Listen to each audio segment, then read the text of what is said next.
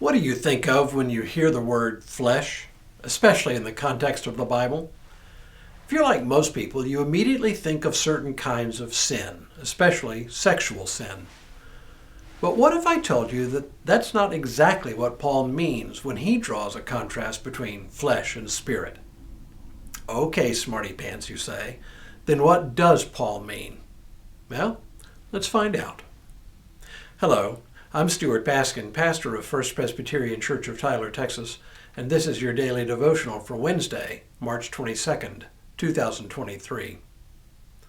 One could actually be forgiven for falling for the belief that by flesh, Paul means things concerning lust and passion.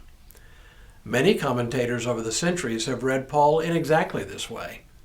They think flesh equals impurity and spirit equals purity. Flesh equals impure thoughts and actions, while spirit equals lofty and pure thoughts.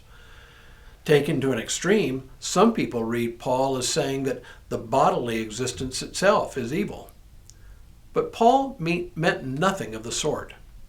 As with pretty much all early Christian thinkers, with a very few exceptions, Paul could not begin to conceive of human life apart from the body. To be alive means to occupy the flesh. To worship God means to worship God with our whole being, body, mind, and spirit. One of the earliest heresies in the Christian church was the heresy of Gnosticism, and one of the reasons the early church rejected Gnosticism was precisely because it sought to separate mind and spirit from physical existence, with tragic results. No, the early church, including Paul, was fully aware that to be human means to live in the flesh. Indeed, part of the meaning of Christ's appearance on earth had to do with meeting us in the flesh. The Word became flesh and dwelt among us. In today's reading from Romans 8, we catch Paul in mid-thought, talking about a distinction between flesh and spirit. Here's what he says. To set the mind on the flesh is death, but to set the mind on the spirit is life and peace. For this reason, the mind that is set on the flesh is hostile to God. It does not submit to God's law. Indeed, it cannot. And those who are in the flesh cannot please God. But you are not in the flesh. You are in the Spirit, since the Spirit of God dwells in you. Anyone who does not have the Spirit of Christ does not belong to him. But if Christ is in you, though the body is dead because of sin, the Spirit is life because of righteousness. If the Spirit of Him who raised Jesus from the dead dwells in you, He who raised Christ from the dead will give life to your mortal bodies also through His Spirit that dwells in you. What Paul means by spirit and flesh isn't some supposedly higher essence versus physical substance, and he doesn't mean purity versus carnal desire.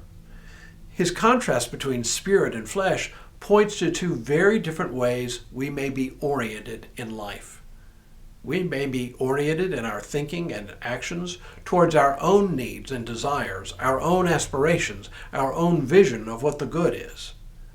This is the life of the flesh. Or we can be oriented toward the will of God, to place the values of the kingdom before the values in which we live our daily lives. Paul knew good and well that we human beings are in a very real sense caught between the necessity of living life in the here and now, a life which includes things like putting food on the table for our families, living in human communities which we have to learn to get along with, and we have to learn to get along with people not only like us, but those who differ from us. Life in which we find ourselves in nations that require defense from aggressive enemies. It is pretty well impossible to live with no thought for life in the world. But life in the world necessarily entangles us in matters of the flesh. But it doesn't mean we cannot also orient ourselves, even if only partially, toward the kingdom of God and adopt its values, even when they conflict with the values by which we live our daily lives. What Paul points to here is the tension in which we live as Christian people. We live in a fallen world, and we ourselves participate in the fallenness of this world. But we are also called upon more and more to orient ourselves to the kingdom, even as we live in the world. On our own, we are quite unable to completely orient ourselves to the kingdom, but through the grace and mercy of God, we can become ever more completely oriented to the kingdom. But it is God at work through the Spirit within us that enables us to do it. So the question is, are we of the Spirit or are we of the flesh? The answer is that we are both. We are unavoidably human, caught in the web of human societies and institutions. But we are also persons who, by the redemption of Jesus Christ and through the indwelling of the Spirit, are being enabled more and more to orient our lives to the kingdom. It is a struggle, yes, but it is part of what Christian faith is all about. Tomorrow, Jesus cries. But for now, may God continue to bless you and keep you in all that you do this day and in all the days ahead.